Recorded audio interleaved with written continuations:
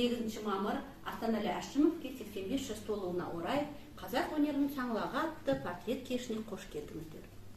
Астанәлі Әшімұлы Әшімов кеңестік және қазақстандық кино және театр актері, кино және театр режиссері, театр педагогы, профессор, қазақ КСР халық артисі, КСР халық артисі 1980 жылдан бері, қазақ мемлекеттік сыйлығының лауреаты, КСР мемлекеттік сыйлығының лауреаты 1974 жылдан бастап, Қазақстан театрлар ассоциациясының президенті, Мұхтар Әуезов атындағы Қазақ мемлекеттік академиялық драма театрының көркемдік жетекшісі, Қазақстанның еңбек ері 2017 жылдан бастап.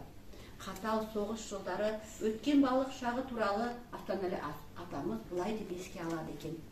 Алғашқы қар жауғанша жалаң аяқ жүрдім.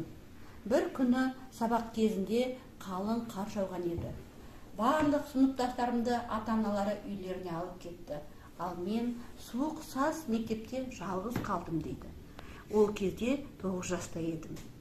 Түні бойы қатты қорққаным соншалық, таңертең мектептен 10 жасқа есейіп шыққандай болдым деп есіне алады екен Астанәлі атамыз.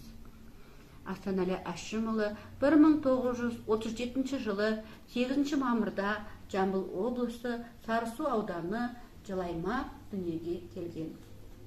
1956-61 жылдары Құрманғазы атындағы Қазақ ұлттық консерваториясының театр факультетін актер мамандығы бойынша бітірген.